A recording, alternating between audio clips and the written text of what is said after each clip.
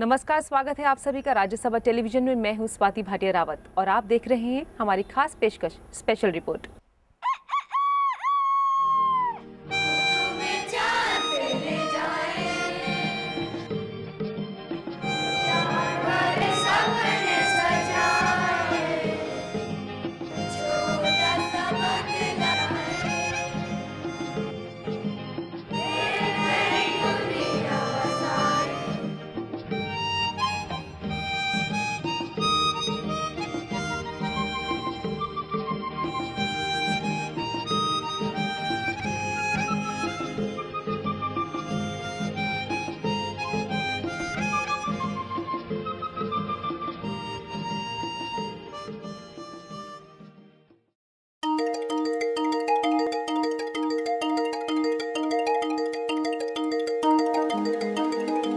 आंखें कुदरत की देन हैं। ये एक ऐसा तोहफा है जो न सिर्फ किसी शख्स की पहचान कराती हैं, बल्कि उसे दुनिया को देखने का नजरिया भी प्रदान करती हैं। लेकिन क्या आपने कभी सोचा है कि अगर ये आंखें ना हो तो क्या हो? अंधेरा, कभी न खत्म होने वाला घुप अंधेरा। ऐसे में सच मानिए, ना तो जीने की राह दिखाई देती है और ना ही कोई मकसद।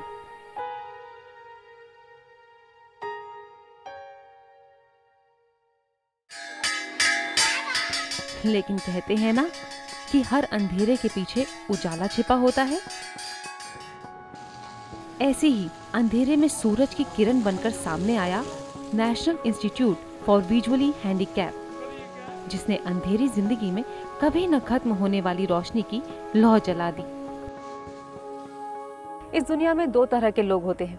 पहले वो जो अपनी तकदीर के भरोसे रहते हैं और दूसरे वो जो अपनी तकदीर खुद लिखते हैं। आज मैं आपको भारत के ही नहीं बल्कि एशिया के नंबर 1 इंस्टीट्यूट की सैर कराऊंगी, जहाँ के बच्चे, जहाँ के विद्यार्थी अपनी दृष्टि से नहीं बल्कि अपनी दृष्टिकोण से इस दुनिया को देखते हैं और अपने उज्जवल भविष्य का ताना बाना बुनते हैं। National institute for visually handicap देश का अनोखा इंस्टीट्यूट है, जो दृष्टिबाधितों को न सिर्फ जिंदगी जीने की प्रेरणा देता है, बल्कि इनके कांपते हाथों को थाम इन्हें कामयाबी और आत्मनिर्भरता की सीढ़ी चढ़ने में भी मदद कर रहा है। Ministry of social justice and empowerment के तहत काम कर रहा ये इंस्टीट्यूट दृष्टिबाधितों को उनके अधिकार और सम्मान से भी रूबरू कराता है।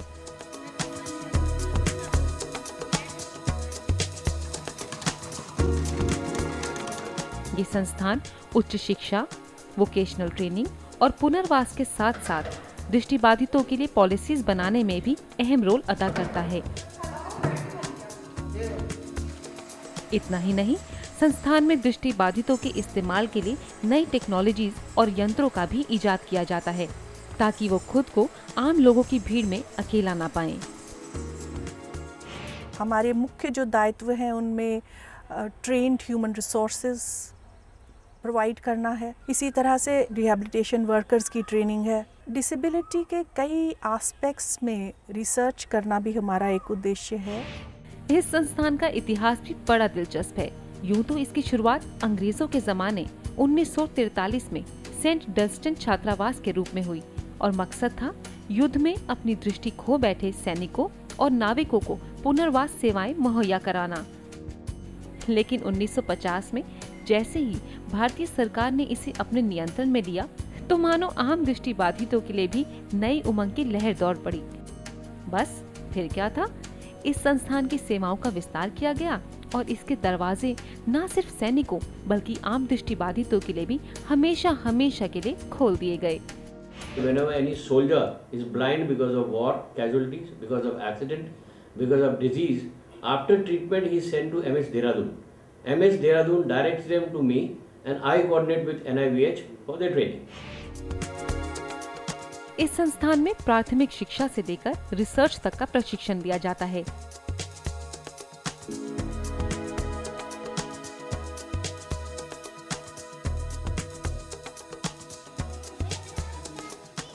यहाँ ब्रेल प्रेस,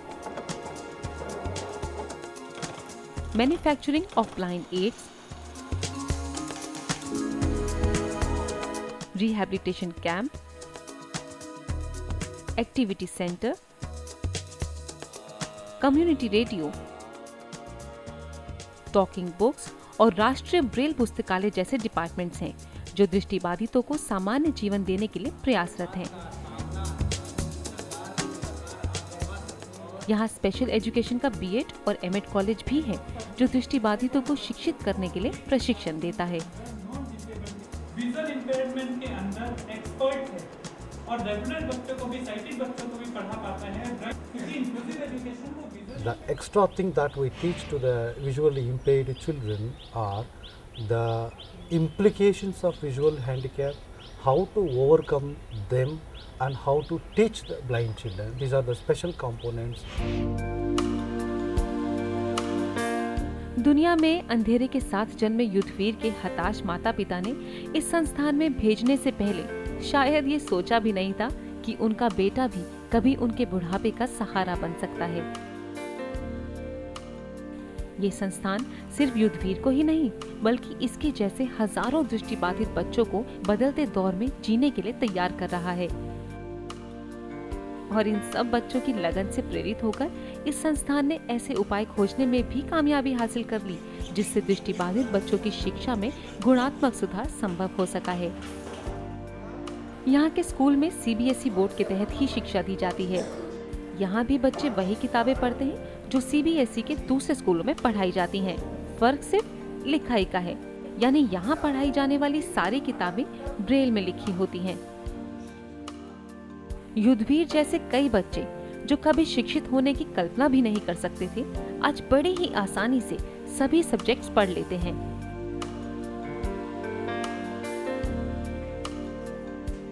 फिर चाहे मैथ्स में ट्रिग्नोमेट्री या फॉर्मूले सॉल्व करना हो, या फिर साइंस के मुश्किल एक्सपेरिमेंट्स जिसमें केमिस्ट्री में लिटमस टेस्ट, H2SO4 जैसे खतरनाक केमिकल के साथ नया प्रयोग, या फिर फिजिक्स में सर्किट्स को आपस में जोड़कर ध्वनि की पहचान करना हो।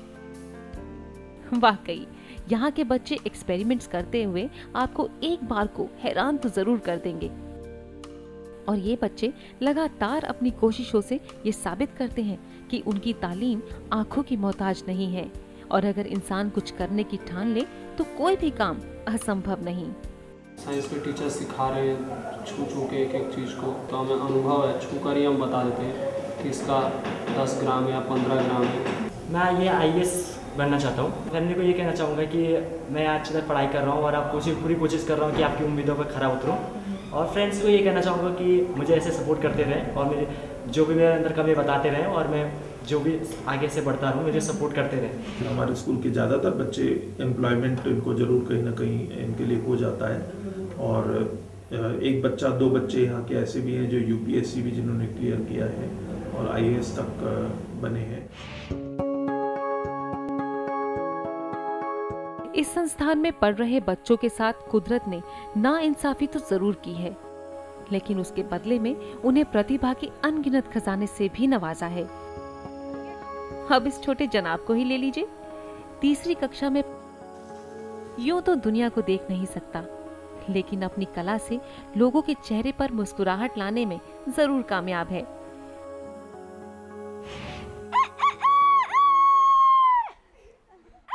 ये जनाब अपने गले से कई जीवों की आवाजें निकाल लेते हैं, जैसे कि डॉगी, बिल्ली की निकालो।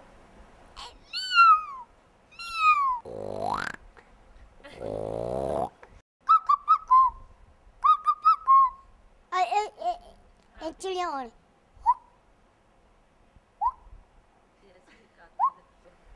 और भी आवाज।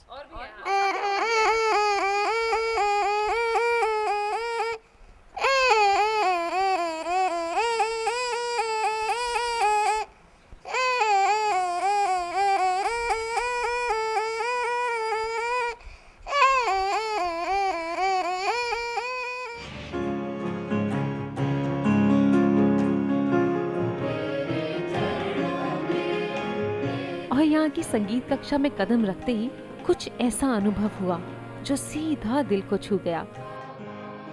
कीबोर्ड या गिटार हो या फिर बैंड, तबले पर थाप देते हाथ हो या फिर सुरों की मीठी तान।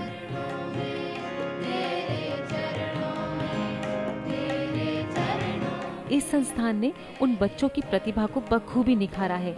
इन सबको जिंदगी के प्रति खुश देखकर सच मानिए इन सब पर गर्व होता है और इस बात का यकीन होता है कि इनकी बंद आंखों में पनप रहे सपने एक दिन दुनिया के सामने जरूर रंग लाएंगे।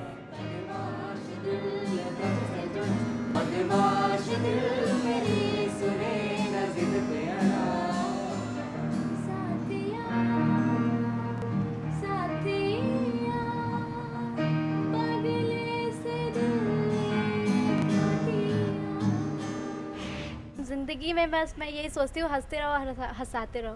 मेरा सपना ये है कि मैं एक बहुत अच्छी एक्ट्रेस बनूँ, क्योंकि ब्लाइंड पर्सन का एक्चुअली इस चीज़ में लिया नहीं जाता। तो मैं चाहती हूँ कि मैं इस चीज़ को प्रूव कर दूँ कि ऐसा कुछ भी नहीं है, वो भी कर सकते हैं। इस संस्थान ने अपने प्रशिक्षण और निरंतर कोशिशों से दृष्टिबाधितों को सिर्फ IAS या फिर दूसरे बड़े अधिकारी बनने में ही नहीं बल्कि नामुमकिन दिखने वाले खेलों से जोड़ने में भी कामयाबी हासिल कर ली है। पैरा ओलंपिक, तैराकी, क्रिकेट और चेस जैसे खेलों में पदक जीतकर यहाँ के छात्र विदेशी सरजमीन पर अपना लोहा पहले ही मनवा चुके हैं।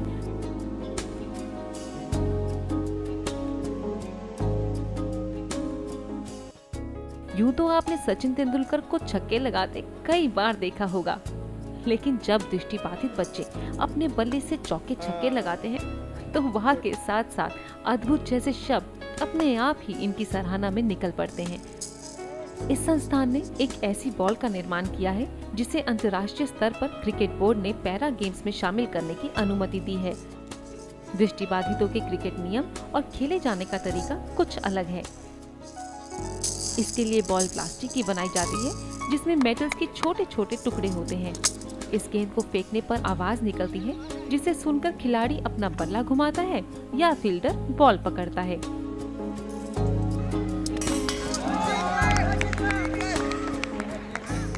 क्रिकेट खेलते हैं तो इसमें मेरे को बहुत अच्छा इसलिए लगता है कि गेंद आती है और ऐसा लगता है कि जैसे गेंद बजती हुई आ रही तो बैट वहीं पे जाता है जहाँ गेंद आ रही है, उसी लाइन में।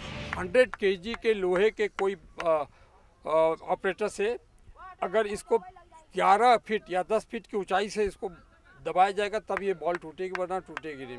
इतनी सस्ती और इतनी अच्छी बॉल ये डेवलप हुई कि पूरे वर्ल्ड ने इसको एक्सेप्ट किया है। रुकते हैं एक छोटे से ब्रेक के लिए, जल्द हाजिर होते हैं।